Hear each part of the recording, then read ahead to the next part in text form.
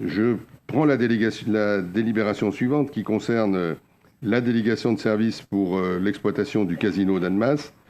En fait, c'est sans doute la dernière délibération, j'espère, liée aux suites du Covid.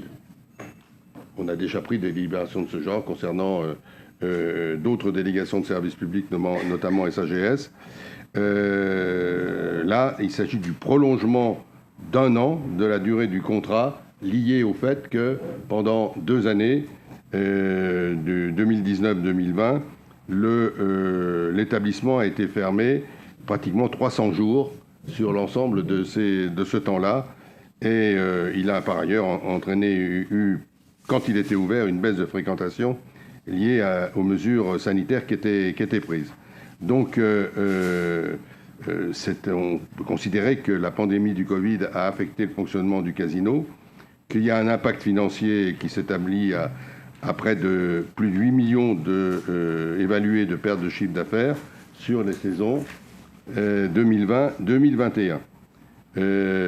Et donc, la proposition qui est faite dans un avenant, c'est de prolonger de 12 mois la durée de délégation de service public pour l'exploitation du casino, ce qui mettrait terme à la convention de délégation de service public au 30 octobre 2032 au lieu du 30 octobre 2031.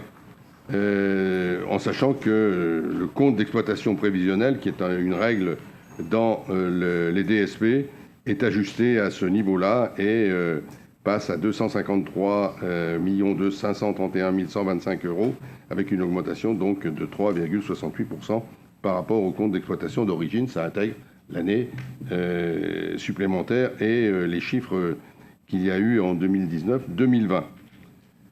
Voilà, c'est cette proposition qui vous est faite. Est-ce qu'il y a des interventions? Pas d'intervention particulière? Eh bien, s'il n'y en a pas, je mets aux voix. Est-ce qu'il y a des votes contre? Des abstentions? Merci beaucoup. Je pense qu'on va pouvoir procéder au début de la réunion. Voilà. Je sais qu'il y a des embouteillages. Nabil Louard est arrivé.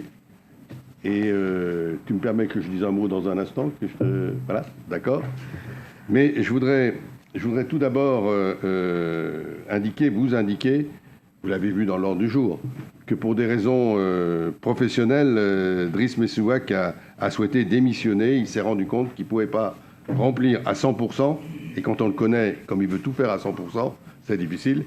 Il ne pouvait pas remplir à 100% son rôle d'élu, en même temps que son rôle, le travail professionnel qu'il a, puisqu'il reste cardiologue, et j'en sais quelque chose. Donc, je voudrais saluer son engagement, dire que c'est tout à son honneur de faire ce choix-là, en toute transparence, et le remercier pour les quelques mois qu'il a passés avec nous au sein de ce conseil. Mais ce qui me permet de souhaiter la bienvenue à Isabelle Hucard. Isabelle est là. Beaucoup la connaissent parce que Isabelle était déjà, entre guillemets, de la maison, puisque Isabelle a été conseillère municipale déléguée dans le mandat précédent. Isabelle avait souhaité, vous savez, quand on compose une équipe, avait souhaité, pour des raisons personnelles et professionnelles, ne pas être en position éligible en début de mandat. Donc voilà, c'était son souhait. Aujourd'hui, elle peut maintenant répondre à son engagement d'élu. Elle est prête, évidemment, à cet engagement. Je voudrais la remercier et je sais qu'elle a hâte de se mettre au service des habitants de la ville, notamment dans toute la partie sociale. Et je lui souhaite, bien sûr, en votre nom, la bienvenue. Et Isabelle m'a dit qu'elle ne souhaitait pas prendre la parole particulièrement ce soir. Mais si tu veux, c'est possible. Voilà. Alors, comme on parle des entrées, des départs, il y a des modifications. Et je voudrais aussi vous informer de la décision prise par Nabil Louard. Voilà. Nabil, vous le savez sans doute peut-être, n'est plus sur Annemasse. Il est reparti vers Annecy pour différentes raisons, y compris familiales, et qu'on comprend. Et on sait que ce n'est pas simple de concilier les activités professionnelles, la vie personnelle et l'engagement d'élus. De toute manière, c'est jamais simple, mais en plus, quand on n'est pas sur place, ça devient extrêmement compliqué. Et malgré tous les efforts qu'il a fait depuis un certain temps, et je t'en remercie, il arrive un moment où il faut prendre un certain nombre de décisions. Donc, je voudrais vraiment dire un grand merci à Nabil, un grand merci pour son apport culturel pendant un mandat et demi, quand même. C'est pas mal. Ça fait un certain temps. Et je voudrais dire qu'on retiendra, parce qu'on connaît beaucoup Nabil, il a tenu une place essentielle à la fois dans cette assemblée, mais aussi dans la ville. On retiendra sa vision culturelle. Parce que Nabil a une vraie vision culturelle, et je pense que dans ses expressions, il a su nous traduire cela. Sa volonté permanente de démocratiser la culture et être au plus près de ceux qui, pourtant, en semblent plus éloignés. Je crois que c'est quelque chose qui est très fort chez lui, y compris professionnellement d'ailleurs, il faut le dire. Mais on a eu l'occasion d'en parler souvent, et c'est un vrai engagement pour les publics les plus éloignés de la culture, pour la culture pour tous, on va le dire de cette manière-là. Je voudrais aussi retenir son exigence qualitative de l'animation culturelle. Ah. C'est pas l'animation pour l'animation. On a eu des débats. C'est vraiment une animation qui a un contenu. Et je pense que la qualité de ce qui se passe maintenant sur la place publique avec Friction est un exemple de la qualité de ce que l'on peut mettre en place. Et c'est tout à fait intéressant.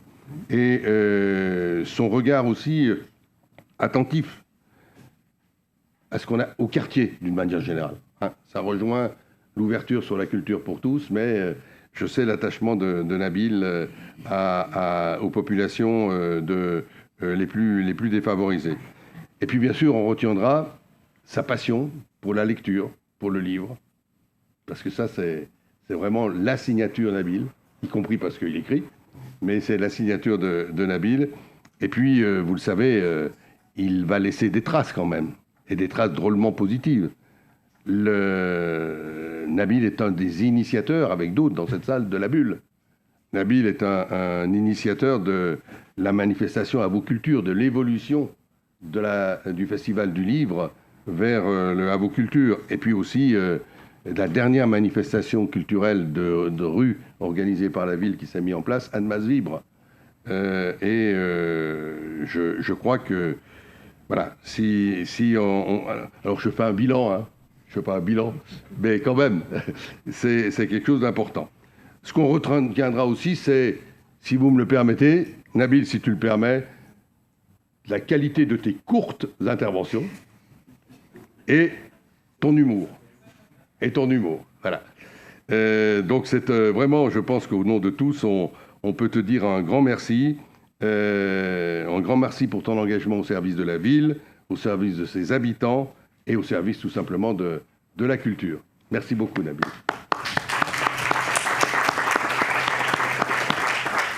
Si tu veux dire un petit mot, c'est bien volontiers. Court et plein d'humour, comme je disais il y a un instant. Et bonsoir à tous, excusez-moi, c'est vrai que j'avais prévu de dire au revoir à tout le monde et de prendre la parole. Donc, mais promis, je vais essayer d'être pour la première fois concis. Écoutez, bon, c'est une aventure personnelle avec Annemasse qui a commencé... Je vais essayer d'être concis, hein, n'ayez pas peur. J'ai rencontré ma compagne à 17 ans déjà, à Annemasse. Et ensuite, j'ai été joueur et entraîneur au club de handball d'Annemasse. Et puis, j'ai eu ce plaisir d'écrire ce livre sur le Perrier, sur la base des rencontres avec les habitants, donc, qui était un projet vraiment original, initié par la ville, quelques années avant que je sois élu. Et voilà, dans cette continuité-là, donc, il y a eu cette aventure politique. Bien sûr, je remercie Monsieur le maire pour ce généreux portrait. Le portrait est un peu plus généreux que la réalité, hein. Mais je crois qu'à Annemasse, et c'est aussi l'une des raisons pour lesquelles je m'étais engagé, enfin voilà, j'ai souvent dit qu'il y avait une culture de la culture. On a eu un grand homme d'esprit, hein, qui est resté 30 ans, et le sillage dans lequel Christian s'est lui-même engagé.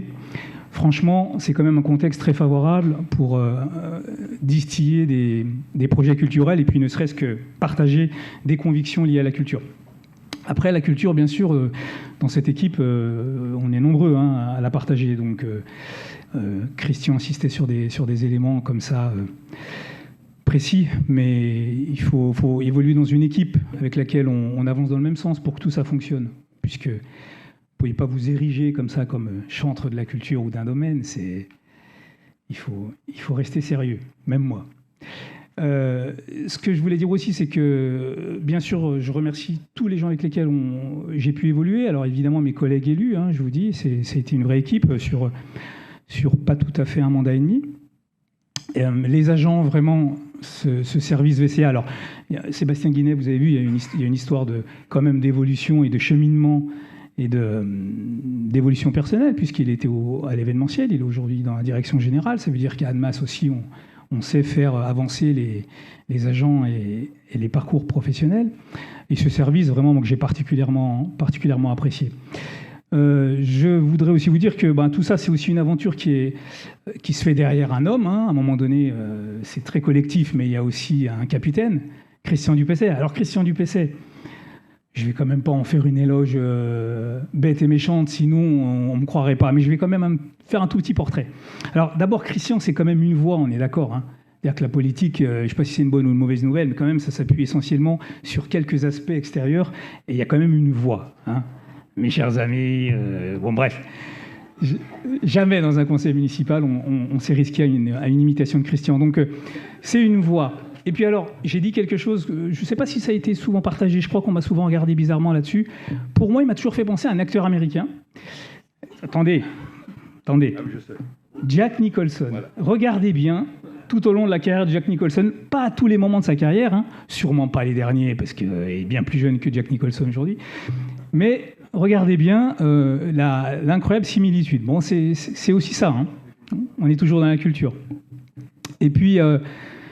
évidemment, ça a été très agréable d'avancer aux côtés de Christian, qu'on soit ou pas toujours en accord, parce qu'il nous arrivait parfois de ne pas être en accord. Alors, sur des sujets moyennement importants, par exemple, je trouve que commencer les discours par « c'est avec beaucoup d'émotion », je trouve qu'il n'y a qu'en politique qu'on entend ça. C'est avec beaucoup d'émotion. C'est-à-dire qu'on est les seuls à considérer que l'émotion, vous savez, ça se décrète. Alors que, l'émotion, Christian, je suis désolé, il faut laisser les gens considérer ou pas qu'il y a de l'émotion. Donc voilà, je voulais ici mettre à plat un grand conflit entre nous sur cette question-là. Mais au-delà de ça, plus sérieusement, franchement, s'il y a bien une qualité à faire ressortir, c'est que vous êtes là, vous travaillez dans votre domaine individuellement aussi, à un moment donné, pour travailler des dossiers, et vous apercevez que ce n'est pas toujours facile, parce qu'il faut concilier tout ce que tu as dit avant. Mais c'est vrai que Christian, on lui parle d'un sujet, et tous ici, il a une capacité, je vais dire, digestive, mais c'est une grande métaphore, voilà, d'ingérer tous les sujets très rapidement, et puis d'être en mesure le lendemain de le programmer bien mieux que vous qui avez travaillé dessus 2 jours. Enfin voilà, en tout cas, ça a été quelque chose de très fort de vivre cette aventure-là. Franchement, si vous me permettez de finir sur une citation, parce qu'il les aime, alors... Je ne l'ai pas dans le détail, je les charcute souvent, les citations, mais l'un de mes maîtres, c'est quand même Albert Camus.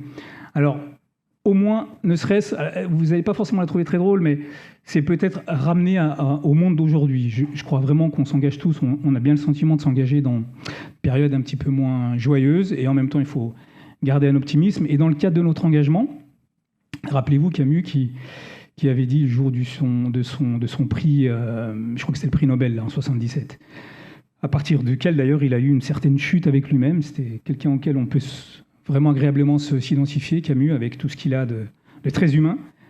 Je crois qu'il avait dit « Ma génération s'évertue à penser qu'elle peut changer le cours du monde, ou quelque chose comme ça. Enfin, l'ancienne génération. La mienne sait qu'elle n'y arrivera pas, mais elle a une tâche encore plus importante, faire en sorte que le monde ne se défasse. » Et peut-être qu'on est encore éternellement dans cette... L'un des aspects de nos engagements, c'est peut-être au moins de contribuer à ce que le fossé ne soit pas plus important encore entre les individus. Et on sent bien tous qu'il va falloir mettre les bouchées doubles sur ce terrain-là. Voilà, je vous souhaite une très très bonne continuation dans vos cheminements personnels et professionnels. Moi, on entend beaucoup de parcours professionnels de femmes qui suivent leurs hommes dans le cadre de leur carrière. Ben moi, c'est l'inverse, hein. C'est-à-dire que la raison principale et personnelle, c'est que ma compagne qui a travaillé à l'Aglo pendant 10 ans, donc aujourd'hui, depuis 1 an maintenant, est mutée à la mairie d'Annecy. Donc vous avez l'exemple d'un parcours masculin qui suit la carrière de sa compagne. Merci à tous et au plaisir de partager d'autres moments plus personnels. Merci.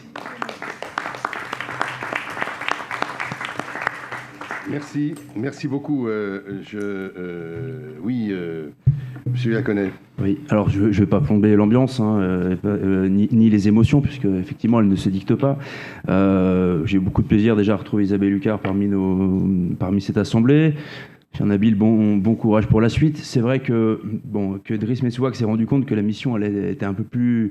Ça aurait été bien qu'il le sache avant, ça évite de refaire à chaque fois les mêmes délibérations. Et c'est vrai qu'un peu de stabilité ferait peut-être un peu de bien.